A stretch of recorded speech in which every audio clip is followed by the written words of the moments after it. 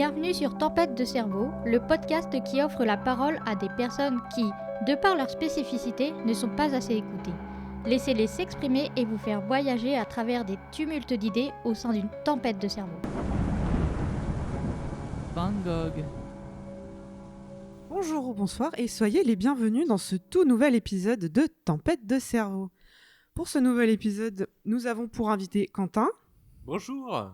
Thibaut, Hey ho. et pour la première fois, nous accueillons Camille, notre animatrice au GEM.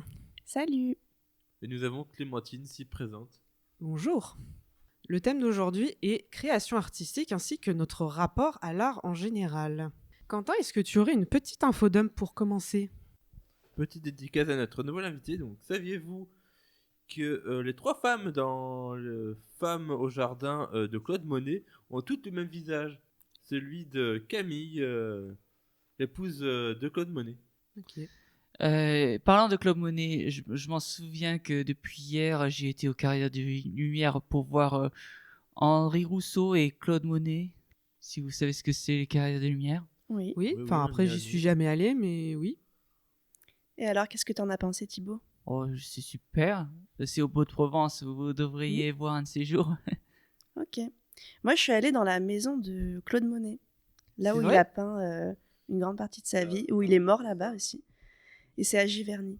Et c'est très joli, il y a beaucoup de jardins, de fleurs, de tout ça. Ah bah, sur le peu que je connais de Claude Monet, j'en doute pas. Est-ce que vous dessinez ou est-ce que vous créez d'autres choses et ce depuis combien de temps ? Alors, moi, je suis artiste indépendant. Donc oui, je dessine. Après, à côté, j'aime bien un peu tout ce qui est sculpture. Je fais de la peinture sur figurine aussi. Bon, peinture sur figurine plutôt en débutant. Par contre, pour le dessin, on va dire que... Sérieusement, on va dire depuis le lycée, on va dire que je m'y suis vraiment mis, même si je dessine depuis que je suis en primaire. Et professionnellement, depuis 5 ans. Même si mon statut, je l'ai que depuis 2 ans. En ce qui concerne pour la création de dessins ou quoi que ce soit, juste, je dirais peut-être dans la primaire, mais bon, la majorité du temps, c'est pas du tout professionnel, mais juste, j'ai essayé de faire depuis peut-être l'âge adulte ou quoi, mais bon, mais juste pour expliquer, j'ai essayé de faire des choses pour les autres quand j'étais adolescent, mais bon, j'ai fait du game art depuis 2016 et que juste après ça, j'ai un peu essayé d'approfondir mes compétences. Juste par game art, qu'est-ce que tu veux dire exactement ? Game art 2D, du genre concept art. Art pour les jeux vidéo, hein, en fait. Ouais, c'est plutôt technique artistique. Moi, je pense que je suis née un peu avec tout ce qui est crayon et pinceau dans les mains. Enfin, j'ai toujours le souvenir d'avoir fait ça depuis toute petite. Et on va dire que c'est que depuis très récemment, je dirais 1 ou 2 ans, où je commence à vraiment m'y mettre et à mettre une pratique régulière. Après, je suis intéressée par énormément de choses. Du coup, grâce à mon métier, je peux aussi tester plein de techniques diverses, et notamment aussi la direction artistique d'exposition. J'ai commencé par le crayon HB classique, dessin en noir et blanc. Et puis, je me suis vite mis à la peinture acrylique. J'ai testé la peinture à l'huile, le fusain. Et puis, j'aimerais aussi tester plein d'autres choses, pas forcément, on va dire, sur papier, notamment la sculpture, le tatouage, ce genre de choses. Sculpture, ce tatouage, juste, j'aurais un peu du mal. Mais bon. Alors moi, pour le coup, j'ai un rapport qui est complètement différent parce que déjà, je pense, assez jeune, j'ai toujours aimé créer, mais pas forcément du dessin, mais un peu tout. Mais c'est vrai que jusqu'à très peu de temps, en fait, je me suis énormément restreint parce que, entre guillemets, je ne sais pas dessiner, dans le sens que je sais pas faire des trucs réalistes ou quoi que ce soit. Donc, ce qui fait que pendant très longtemps, j'étais en mode, c'est absolument pas fait pour moi. Mais depuis cette année à peu près, j'ai commencé à de plus en plus m'intéresser aux activités artistiques du GEM, donc qui étaient animées par Camille notamment. Et c'est là en fait que je me suis aperçue que j'aimais ça en fait tout simplement, et que je me suis mise des barrières un peu toute seule. Et c'est du coup avec ça que j'ai décidé de me lancer dans ma première expo cette année. Et sinon, à part ça, pour ce qui concerne l'art, moi je suis beaucoup plus cinéma, donc tout ce qui s'en rapproche, on va dire, donc, mais disons plus fiction. Voilà. Ah, Camille, est-ce que tu pourrais m'expliquer à propos de l'expo ou quoi? Oui, De ce que bien tu sûr. fais ou quoi? Du coup, cette année, on a mis en place la deuxième exposition du GEM au cœur 84, qui se nomme Présage, avec un S et un point d'interrogation. Et le thème, du coup, qui est assez large en soi, peut parler à beaucoup de personnes d'un point de vue différent. Ça peut parler de l'avenir, de tout ce qui est un peu mystique, mystérieux, aussi notamment l'ésotérisme, selon certains, la science-fiction, l'imaginaire, les souvenirs.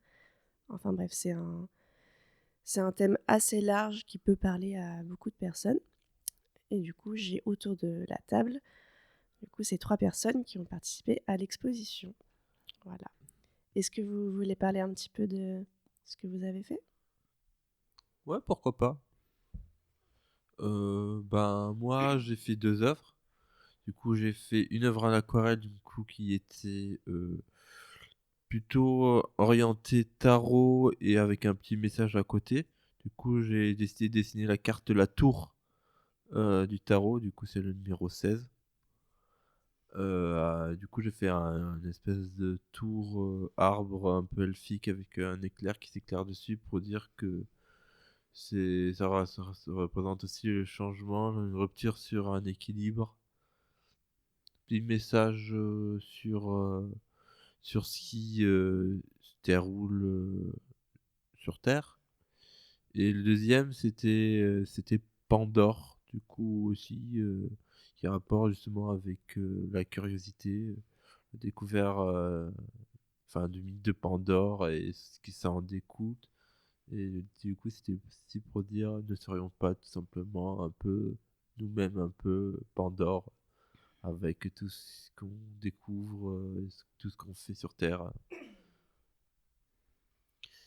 Ben moi, j'en ai fait 3, mais je sais pas comment vous les décrire, mais je vais commencer par celui que j'aime le plus. Alors, juste, tous les œuvres sont faites sous ordinateur, fait à la main, et juste ce que je vais vous décrire ce que j'aime le plus, c'est cette œuvre, c'est un magicien qui utilise sa magie astrale pour voir les, les, les futurs possibles. Or, ces futurs, euh, or, ces futurs ne disent pas vraiment ce qui va vraiment se passer. C'est juste une vision des futurs qui pourraient venir ou quoi. Alors moi, du coup, j'ai présenté 2 œuvres. La première, c'était du coup une maquette qui à la fois était faite donc, au centre de l'œuvre, c'était des figurines en argile autodurcissante et peinture acrylique, et à l'intérieur d'une maquette en carton et papier cartonné découpé de couleurs. Donc cette œuvre-là, pour le coup, donc c'était à la fois une salle de cinéma, enfin un mix salle de cinéma et studio de cinéma, parce que donc ce qui m'avait inspiré, c'était les mots-clés magie et illusion. Donc je voulais simplement parler un petit peu de mon amour du cinéma, et le deuxième aspect que j'aime dans le cinéma, en dehors des films eux-mêmes, c'est tout l'aspect dans les coulisses, techniques, etc. Parce que moi, je trouve que c'est tout aussi intéressant que les films en eux-mêmes. Donc voilà. Et du coup, est-ce que vous aimeriez réitérer l'expérience l'année prochaine? Parce que du coup, là, on a exposé à l'Hôtel de Ville, à Avignon. Si l'occasion se présente et si je m'en sens capable, oui, bien sûr.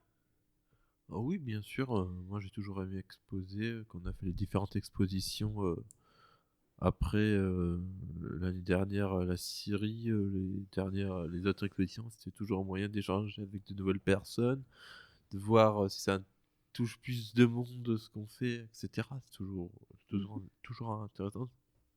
Voilà. Et je crois, Thibaut, que tu as fait une vente aussi. Ah ouais, j'en ai vendu, je sais pas combien de. Apparemment ils ont du succès, mais moi j'en doute. Oh. D'ailleurs, du coup, qu'est-ce que ça vous apporte la création artistique, en fait? Moi, c'est un moyen de représenter tout simplement un peu aussi ce que j'ai en tête. J'aime beaucoup raconter des histoires, ça me rapporte beaucoup de plaisir. Ça me permet de me vider la tête, de me détendre, transmettre des messages. Moi, ce qui m'apporte, c'est d'exprimer certaines histoires, ouais, juste d'exprimer une sensation, une humeur, ou peut-être un message ou quoi qui pourrait faire plaisir aux autres et que juste et de transmettre cet intérêt, juste de valoriser de ce que de certaines compétences, de certaines pensées, mais bon. Moi, dans un premier lieu, c'est thérapeutique pour moi, donc pour mon équilibre. Donc j'ai besoin de créer pour m'évader un peu et me nourrir intellectuellement. Mais en second lieu, je pense que j'aime bien provoquer des émotions chez les autres. Et au début, je faisais des œuvres juste pour moi. Et en fait, j'ai eu des retours et du coup, j'ai remarqué que ça pouvait aussi provoquer des émotions chez les autres, mais sans forcément avoir pour but de le faire. Ouais. Moi déjà, mais ça pour le coup, c'est pas uniquement dans la création artistique, c'est un petit même dans le cadre de mon travail, même quand je cuisine, déjà, moi, c'est tout simplement la satisfaction de voir un peu le résultat final des étapes, etc.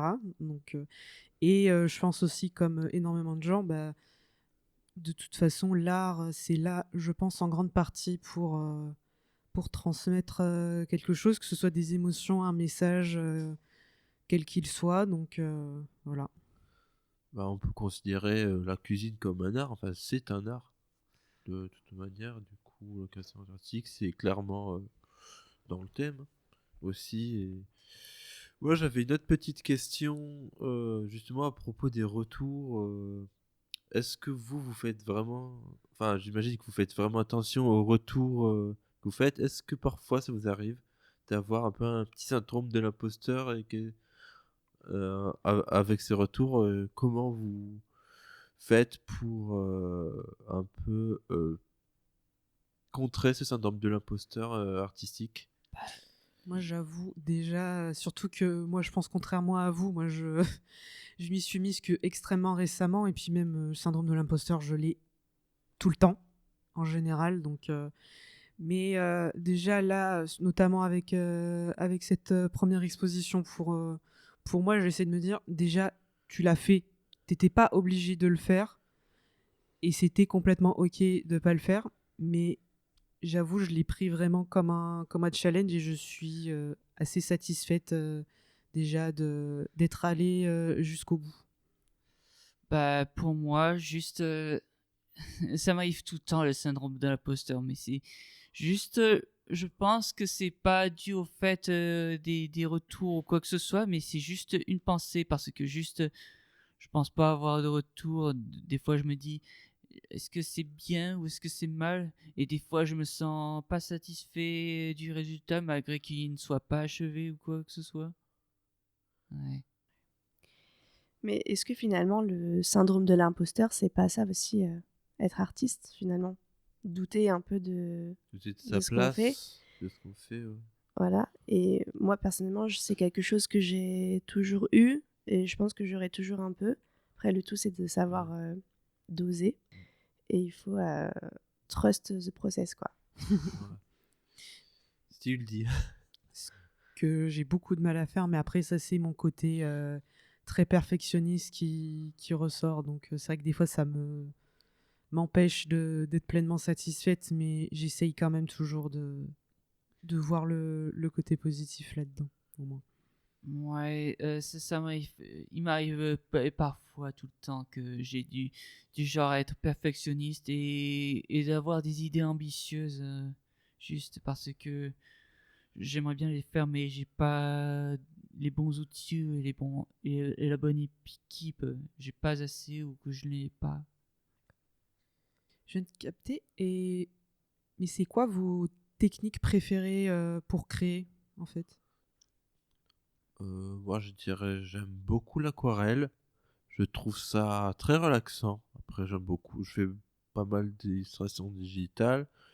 Je dessine crayon et encre. On va C'est-à-dire dire encre. encre, un marqueur, genre des liners 0,5, etc. Enfin, différentes Ok. épaisseurs. Et parfois la plume, même si ça fait un petit moment que j'ai pas peint, enfin, dessiné à la plume, mais j'aime beaucoup vraiment j'aime beaucoup le côté croquis et j'aime beaucoup l'aquarelle. Et parfois, ça m'arrive de préférer mes croquis à, genre, mes croquis crayons à mon rendu final. Ok. Ouais, c'est ce qui est un peu le cas pour certains artistes, mais bon.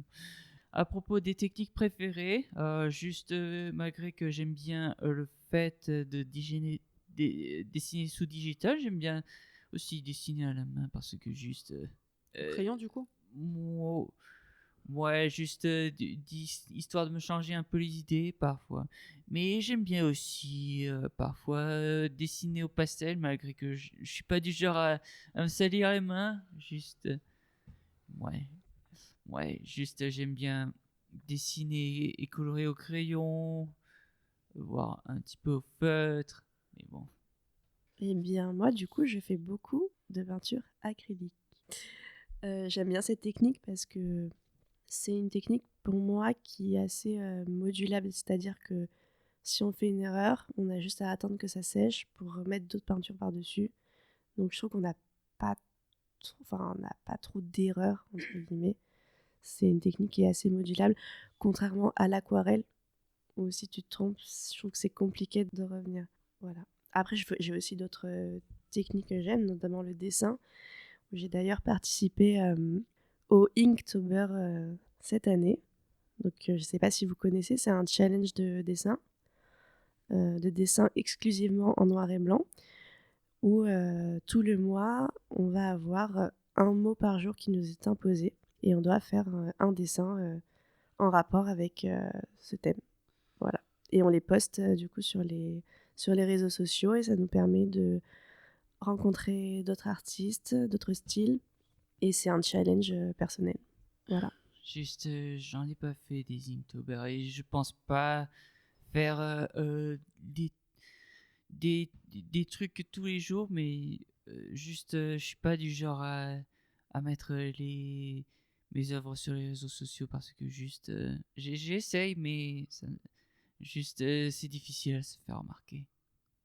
Ah ben, pour revenir là-dessus, je dirais que justement ces concours, enfin ces petits challenges, comme aussi t'as aussi les Draw in Your Style, c'est quelqu'un qui propose un dessin à son style, tu dois te réapproprier le dessin avec ton propre style. Du coup là c'est plutôt un dessin, c'est pas un dessin par jour. Et et justement je trouve que c'est un bon moyen de voir des retours, de gagner en portée et aussi un peu de sortir aussi de sa zone de confort pour pouvoir expérimenter sur les concours, voir ce que les gens proposent et voir ce que les gens font.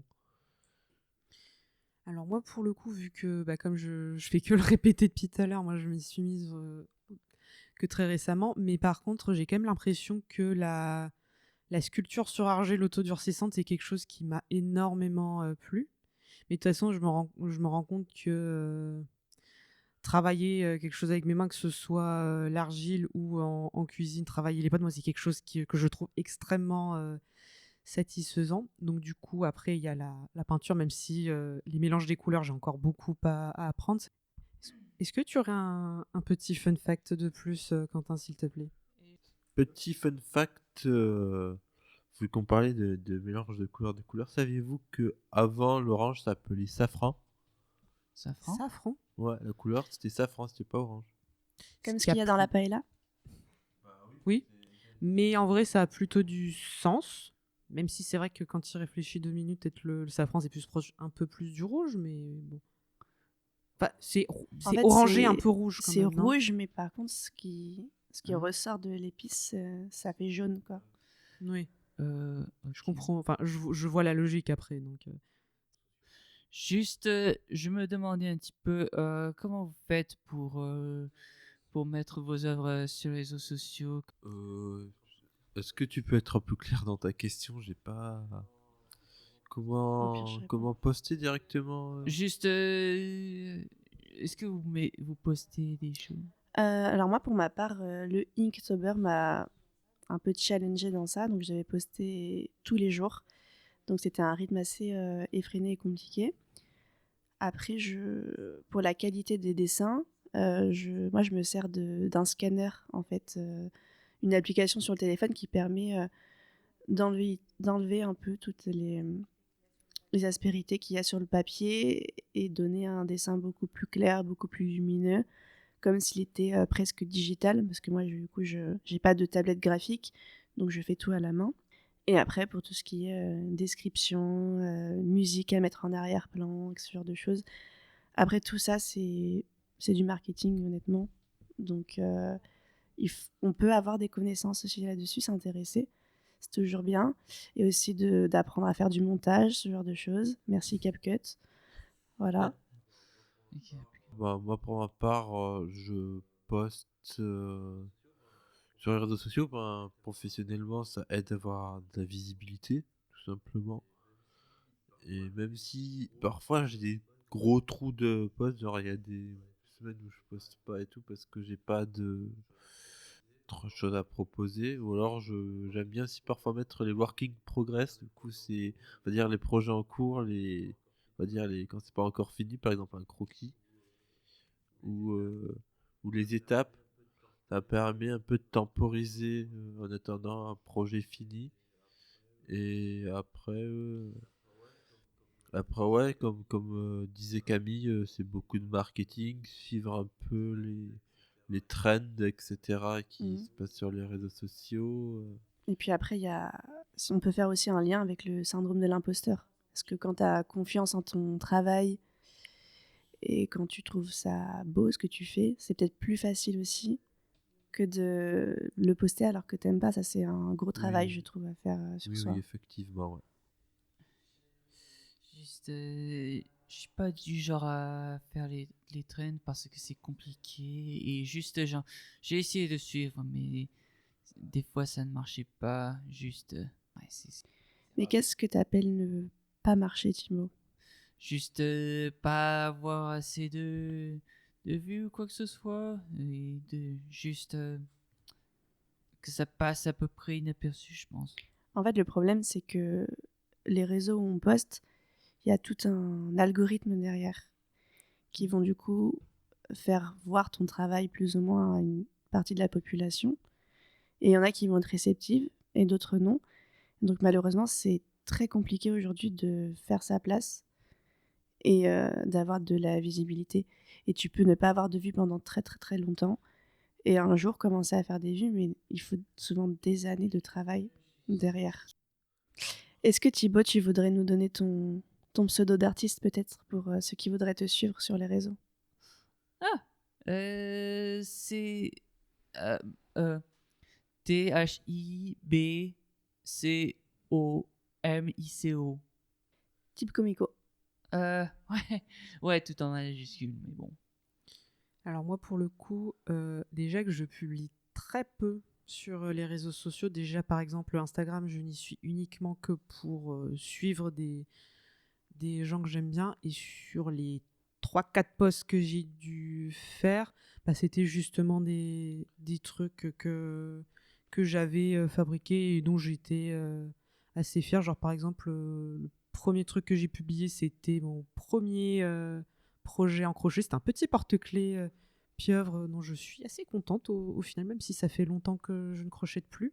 j'ai vraiment pas envie de me mettre la pression là-dessus parce que j'aurais tellement peur en fait de créer, non pas parce que j'aime ça, mais parce que il faut le faire dans un temps donné et ça, j'ai vraiment pas envie que ça arrive. Donc moi, déjà que ça a été très long pour moi de, de me dire que je peux créer, même si on pourrait juger que c'est pas forcément le truc le plus incroyable, mais, euh, mais que maintenant j'arrive à me dire bah, je le fais parce que j'aime ça, donc je veux pas me mettre une pression supplémentaire.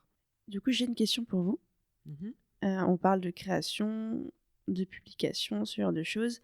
Mais est-ce que ça vous arrive d'avoir aussi des périodes de néant, dans le sens où vous avez soit une panne artistique, vous savez pas quoi créer, ou alors tout simplement vous avez plus du tout envie de créer? Bah moi justement là depuis la fin de l'expo je ressens un petit peu un vide, je suis en mode j'ai envie de faire quelque chose mais je ne sais pas trop quoi faire, donc là j'ai peut-être une idée mais vu que j'ai peut-être des gens qui arrivent chez moi et à chaque fois que j'essaie, que je suis en pleine période créative, mon appart c'est un cafarnaum pas possible, donc C'est que tu bosses bien, ça veut dire.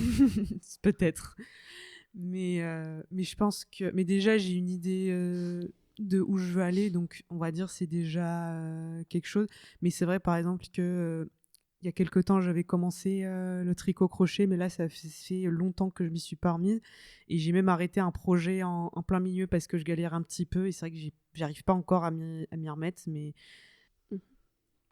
Moi, pour ma part, ça m'est arrivé plusieurs fois. Il y a même une année où, tout un été, j'avais pris des gros commentaires négatifs sur un truc que j'avais fait, alors que c'était mon début où je faisais des trucs en ligne et tout.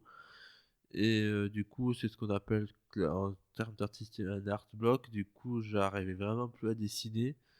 Et puis souvent, parfois, ça m'arrive ouais, justement, d'avoir aussi ce côté blanc. De pas savoir quoi dessiner ou d'avoir trop de trucs en cours et du coup tu sais pas quoi dessiner, ça m'arrive vraiment souvent, trop de projets en cours et c'est ce qui m'arrive actuellement. C'est bon, j'ai eu l'expo, ça m'a fait focus sur un truc, mais on va dire vu que j'ai un TDAH, j'ai un peu du mal à prioriser mes œuvres et voilà. Mais en général, moi, la petite astuce que je fais, c'est que je fais des choses, des plus petites œuvres, des petits croquis pour un peu combler ce vide. Je dis, tiens, je vais essayer de faire un petit truc. Ou alors, je regarde un truc je regarde des films ou je joue à des jeux vidéo qui pourraient potentiellement me donner quelques inspirations.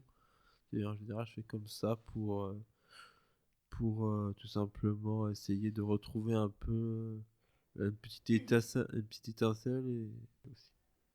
Bah, moi, actuellement, je suis dans le néant, juste, j'ai pas trop d'idées, je sais pas quoi faire, j'ai le syndrome de la page blanche et juste, souvent j'ai un peu du mal à la confiance et que si je dessine, certains me disent que mes dessins sont faits sous IA parce que juste, il y a comme des imperfections ou que ça manque d'âme dans mes œuvres et que juste, et vu que je fais des dessins plus souvent pendant les moments où l'intelligence artificielle crée plus de choses artistiques que humainement. Il y a une concurrence déloyale et juste les standards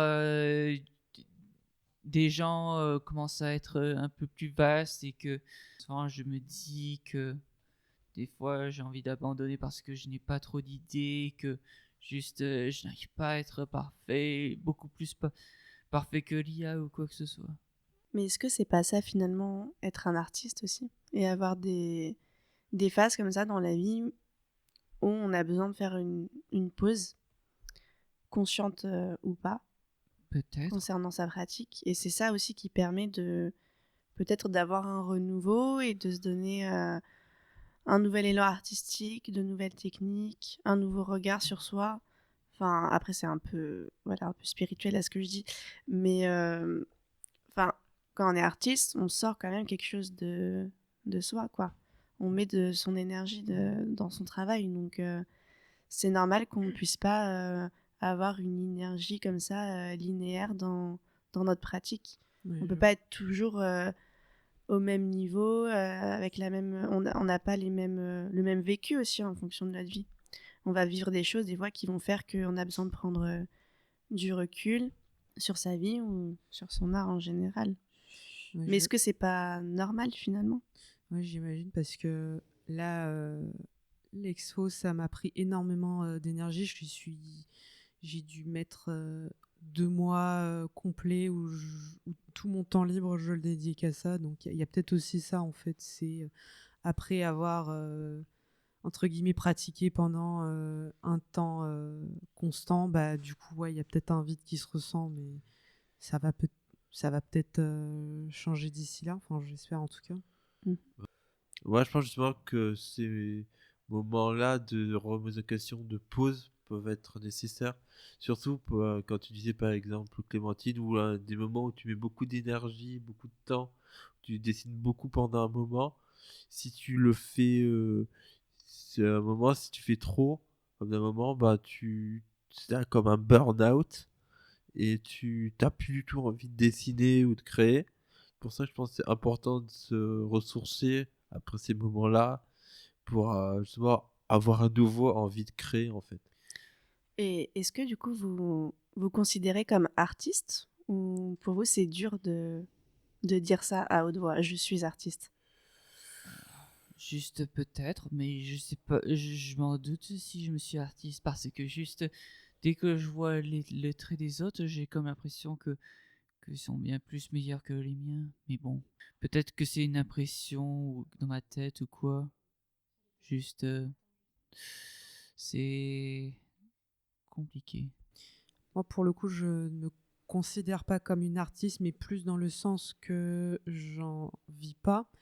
Par contre, je pense que j'ai définitivement une âme d'artiste, en tout cas. Enfin, je suppose, parce que moi, c'est vraiment un de mes plus gros intérêts, tout ce qui est en lien, notamment le cinéma, la pop culture, etc. Donc voilà. Moi, pour ma part, vu que maintenant j'ai un statut d'artiste auteur, j'essaye de me dire, enfin de le dire et tout, voilà, que pour me faire connaître et tout, voilà, je suis artiste, etc. Mais pendant un certain moment, j'ai eu un peu ce problème de dire que j'étais artiste et que je faisais des œuvres d'art et que je pouvais faire des commandes, etc. J'avais souvent cette remarque du style ah, mais c'est pas un vrai métier, ça, artiste. Et moi, c'était un truc que j'avais un peu du mal à supporter, sachant que en vrai, c'est tout un travail et que parfois, créer, tu peux mettre plus de temps plus de temps et d'énergie sur tes œuvres qu'un travail alimentaire, entre guillemets.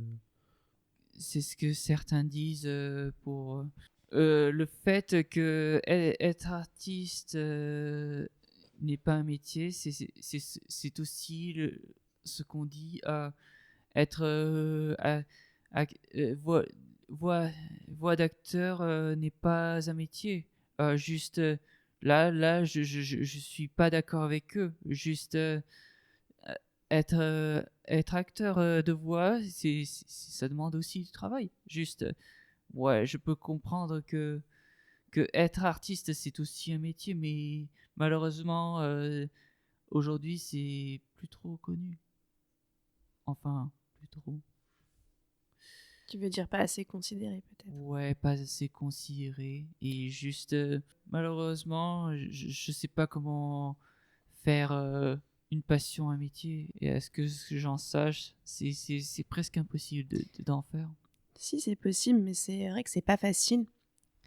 Et moi, il y a une autre question J'ai été mise dans une situation il y a pas très longtemps où je devais donner un tarif pour mon travail. Et là, je savais pas trop quoi répondre, justement. Mais c'est vrai qu'estimer ce qu'on fait soi, estimer, disons, quelque chose qui est plus du personnel, ressenti, estimer ça au niveau valeur et enfin, ouais, quantitatif, je trouve ça, je trouvais qu'à la base, c'était aussi un exercice très compliqué. Par exemple, j'ai un tableau qui est à la vente, mais par exemple, j'ai mis 12-13 heures pour le faire. Donc si on compte ne serait-ce que déjà 10 € de l'heure, le prix est déjà assez haut. Puis si je mets en compte aussi la recherche derrière, la technique, le matériel utilisé, ça peut être augmenté, mais je me vois pas vendre ma peinture à, je sais pas, genre 150 € en fait. Et je pense que là, ça, c'est lié du coup aussi au syndrome de l'imposteur. Et c'est ça qui est hyper contradictoire, c'est que il y a aussi plein d'autres artistes très connus sur les réseaux qui, eux, vont vendre leur toile, leur design à plusieurs milliers d'euros. Et ça nous choque pas pour autant. Donc je trouve que c'est très difficile de se situer par rapport à d'autres aussi. Il y a la notoriété qui rentre en jeu, mais je trouve que c'est très compliqué de donner un chiffre. Bah, pour moi, juste. Moi, je pense que les œuvres sont. Je les fais moins cher parce que juste ils ne sont pas assez valorisés. Je pense que pour moi, c'est pas assez valorisé. Je dirais 5-20 € mes œuvres. Est-ce que tu peux nous donner un autre petit fun fact? Pour revenir un peu sur la compétitivité artistique, etc., saviez-vous que de 1912 à 1948, les JO avaient des épreuves d'art? Donc on appelait ça le pentathlon des muses et ça récompensait différents artistes, créateurs, que ce soit dans tout le métier artistique, donc l'art, la littérature, la musique, les peintres, la sculpture. Et c'était censé récompenser les meilleures représentations du sport en art. Eh bien, on en apprend parce que j'avoue que j'étais pas du tout au courant. Je serais très curieuse de savoir est-ce que ces œuvres durant ces JO sont toujours trouvables et à quoi ça ressemble en fait, tout simplement. Puis c'est surtout que bah, l'art, en fait, quel qu'il soit, c'est toujours extrêmement subjectif. Et puis en plus, les prix, parfois, assez souvent, je trouve que ça ne veut pas forcément dire grand-chose. Un exemple, évidemment, j'en parle parce que, enfin, même si on l'avait un peu abordé dans un lointain podcast, par exemple, les récompenses de cinéma, on se rend compte que parfois, certains films qui ont été récompensés ont été complètement oubliés du grand public et que, en fait, ce qui fait, je dirais, la notoriété d'une œuvre, en fait, c'est tout simplement de voir comment elle dure dans le temps, ce que les gens en retiennent, etc. Du coup, est-ce que vous allez régulièrement dans des musées? Régulièrement, pas sûr, même si grâce au GEM, on allait voir différentes expos, pas forcément des musées, mais des expos. Fut un temps où j'allais beaucoup voir les musées et les galeries, enfin tous les musées, les galeries et les expositions avec mon père, qui est malheureusement décédé, vu que lui était artiste peintre. C'est un peu lui d'ailleurs, quand j'étais petit, qui m'a un peu mis le goût à l'art.